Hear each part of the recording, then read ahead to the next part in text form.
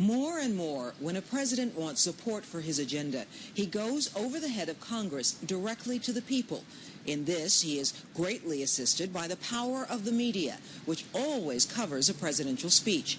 There he sits in the Oval Office, American flag raised behind him, and in a few minutes reaches more than 100 million citizens.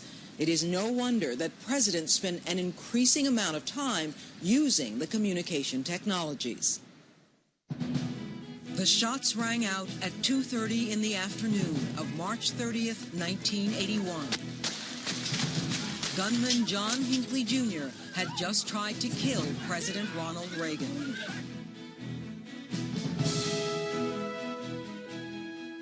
That bullet nearly killed him. It came within an inch of a vital artery.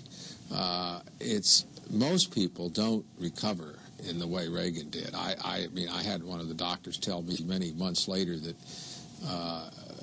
people, when they're shot at any age, you see the effects all their lives. With Reagan, you wouldn't have known he'd been shot if you didn't know he'd been shot, because he recovered so well. Lou Cannon says while the bullet didn't kill Reagan, it did kill, at least temporarily, any voices of opposition to both the president and his initiatives. Even people who hadn't supported him, even people who didn't agree with him, I think were kind of impressed by him and wanted him to do well. Lou Cannon covered Ronald Reagan's 2 terms in office for the Washington Post. Cannon has written 5 books on the Reagan presidency.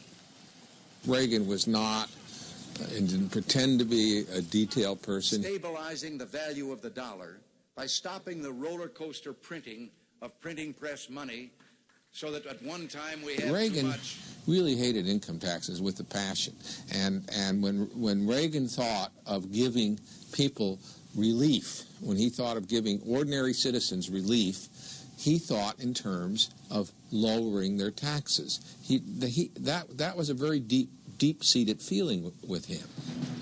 So there was little surprise when Reagan's first address to the nation after being shot dealt with his cherished tax cut proposal.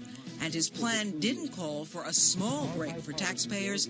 He wanted the largest tax cut in history, $750 billion over 5 years.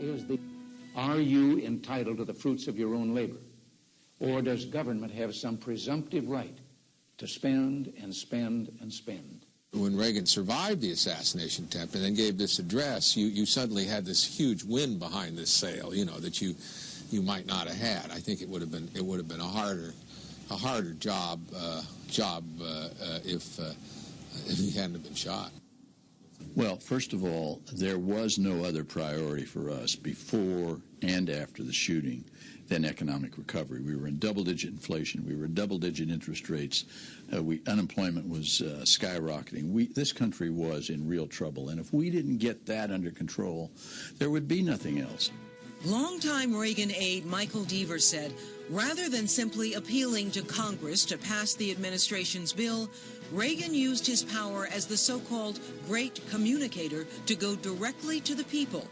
He wanted to convince them that his bill was much stronger than a similar one introduced by congressional Democrats. Now here is another chart which illustrates what I said about their giving a better break if you only intend to live for 2 more years. Their tax cut, so-called, is the dotted line. Ours is the solid line. This red space between the 2 lines is the tax money that will remain in your pockets if our bill passes, and it's the amount that will leave your pockets if their tax bill is passed. Reagan's simple strategy was to take his message to the public. He wanted to convince American television viewers to in turn convince Congress that his way was the best way. I urge you again to contact your senators and congressmen. Tell them of your support for this bipartisan proposal. Tell them you believe this is an unequaled opportunity to help return America to prosperity and make government again the servant of the people. Reagan standing, speaking to the people over the heads of the Congress about his tax cut. The Congress got the message. Another thing Reagan did to assure passage of his bill was to convince some conservative Democrats to back his tax cut plan so he could refer to his bill as bipartisan. We're moving ahead with a bipartisan coalition in the Congress. We believe that on economic recovery, there could be no Republicans and no Democrats, only Americans. To win over conservative Democrats, Reagan promised them that if they passed his economic package, when the congressman came up for re-election in 2 years, he would not campaign against them.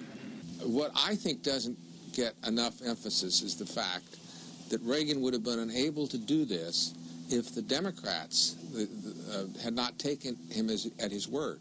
They had never dealt with Reagan before. But the thing about Reagan, and that was his great asset as a politician, really, is he was a man of his word.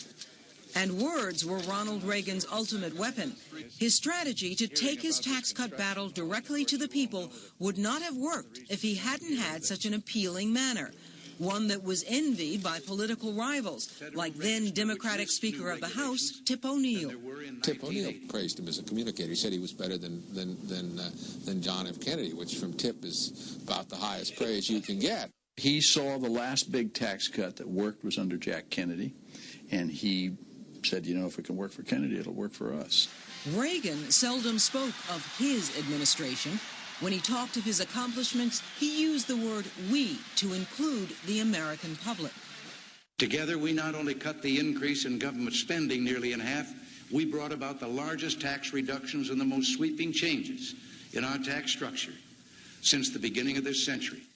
It was another effective strategy that helped Reagan get his tax cut through Congress.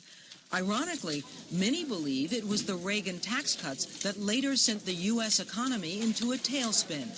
Reagan supporters obviously disagreed. But the public seemed more concerned with the present than the future. Reagan was a master at making people feel good. He didn't simply take his message to the public. He wrapped it in a ribbon and made it irresistible. Tonight, I'm urging the American people, seize these new opportunities to produce, to save, to invest, and together we'll make this economy a mighty engine of freedom, hope, and prosperity again.